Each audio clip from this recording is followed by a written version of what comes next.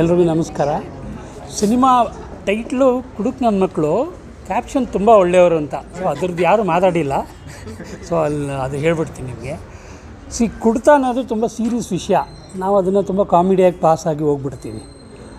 So ಅದು ಕಾಮಿಡಿಯಾಗೂ ಇರುತ್ತೆ. ಅದ್ರ ಜೊತೆಯಲ್ಲಿ ಕುಡುಕರ ಜೊತೆಲಿರೋರಿಗೆ ಎಷ್ಟು ಹಿಂಸೆ ಅನುಭವಿಸ್ತಾರೆ, ಅವ್ರಿಗೆ ಏನೇನು ನೋವಿರುತ್ತೆ. ಎಲ್ಲರ ಮನೆಯಲ್ಲೂ ಯಾರೋ ಒಬ್ಬರು ಕುಡುಕರು ಇರ್ತಾರೆ.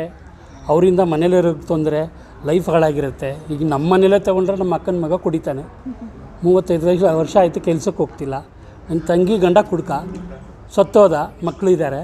ಸೊ ನಾವು ಎಷ್ಟೇ ಕಾಮಿಡಿಯಾಗಿ ತೊಗೊಂಡ್ರೂ ತುಂಬ ಪೇಯ್ನ್ ಇದೆ. ಅದು ರಾತ್ರಿ ಮನೆಗೆ ಬಂದರೆ 4:15ವರೆಗೂ ಎಂತೀರನ್ನ ನಿದ್ದೆ ಮಾಡೋಕ್ಕೆ ಬಿಡೋಲ್ಲ, ಜಗಳ ಮಾಡ್ತಾರೆ, ಕಿರಿಕ್ ಮಾಡ್ತಾರೆ.